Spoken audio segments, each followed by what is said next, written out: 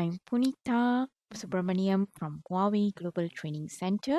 Today we're going to discuss about Part 1 eNodeB LTE System Overview. eNodeB on the LTE and SAE Network.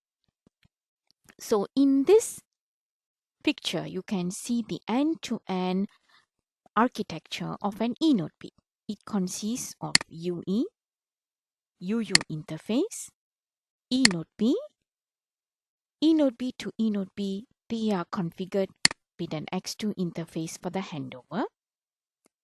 And this platform is known as EUTRAN. EUTRAN stands for Evolve UMTS Territorial Radio Access Network. And from the EUTRAN, we have the S1 interface to be configured towards the EPC. EPC is known as the Evolve Packet Core, which consists of two major modules, which is known as MME for the signaling. MME stands for Mobility Management Entity, and on the other hand, Serving Gateway is for the service part, which is also known as Serving Gateway. So let's look into the any functions one by one. eNodeB is known as Radio Resource Management. It's in charge of the packet compression, encryption, routing, user plane towards the serving gateway, and also for the MME selection, scheduling, transmission of broadcast, paging message, and also measurement report. MME, on the other hand, is in charge, or the main function is for resource allocation for paging messages, security control, mobility management of UEs in idle mode, SAE barrier control, encryption and integrity protection for signaling at the NAS layer. Serving Gateway, on the other hand, is mainly in charge for the packet routing and forwarding, support the user plane handover caused by UE mobility. Let's move on to the Huawei eNodeB description. The base station hardware of an eNodeB consists of cabinets, BBUs, and RF modules. The cabinet itself are divided into two categories, indoor cabinet and outdoor cabinet. And what you can find inside a cabinet? The cabinet consists of BBU and RF modules, which consists of three main parts, RFU, AAU, and RRU. Distributed eNodeB, or known as TPS 5900 series, is an outdoor cabinet. It also integrated with a blade side BBU 3910, which has no cabinet, zero footprint, fast and seamless assembly, and also with an easy macro solution, which is highly integrated, high gain, and high efficiency. Let's move on to the eNodeB modules. The eNodeB modules consist of BBU units, which is housed in a cabinet, and it is connected through a fiber connection to the RF unit, which consists with RRU or RFU or AAU system. The fiber here is known as CPRI and eCPRI. So let's look into what is the difference between CPRI and eCPRI.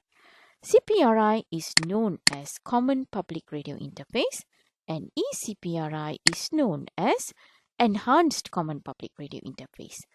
It enables the reduction transmission bandwidth between BBU and AAU.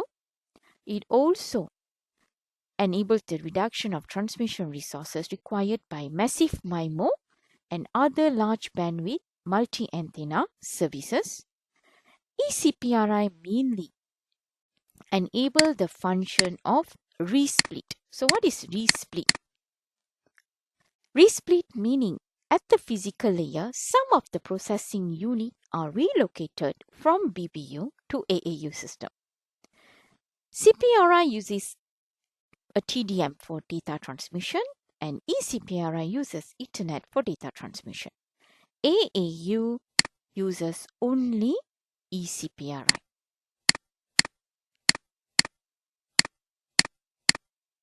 Let's look into the capacity specification. The baud specification is very important, and it's mainly to determine based on the different traffic models, example smartphone models. And this is divided into LTE FDD and LTE TDD.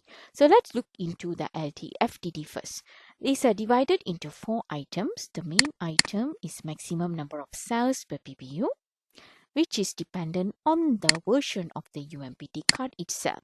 Different UMPT card, it has different cell capacity. Maximum throughput per eNodeB is depend on the number of configured ports. Maximum number of UEs in RRC connected mode per eNodeB is dependent on the configured UMPT port and its version. Example, if one UMPT port is configured, this is the capacity, which is 14,400, and if it's 2 UMPT port, it has double capacity over here.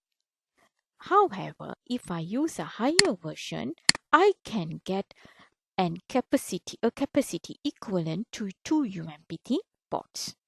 So all these depends on the operator level and also the subscriber level, whether to configure 1 or 2 ports and what are the version is required for their network.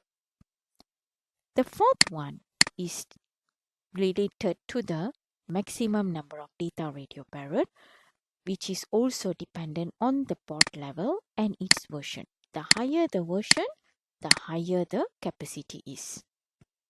Let's look into the TDD network. It has also the 4 items which we have discussed earlier in our FDD network. The only difference is that the capacity level. The UMPT with different versions, besides the cell capacity, it also corresponds of different transmitter and receiver level and bandwidth level. So it also contributes on that. So different bandwidth level and different transmit and receive level, it will impact on the cell configuration. The throughput is still the same.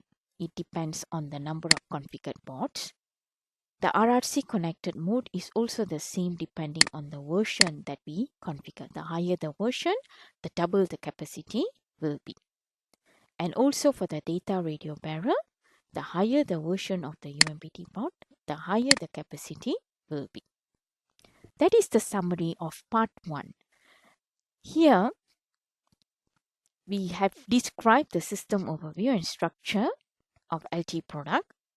We have introduced the Huawei eNodeB modules and LTE SAE Network.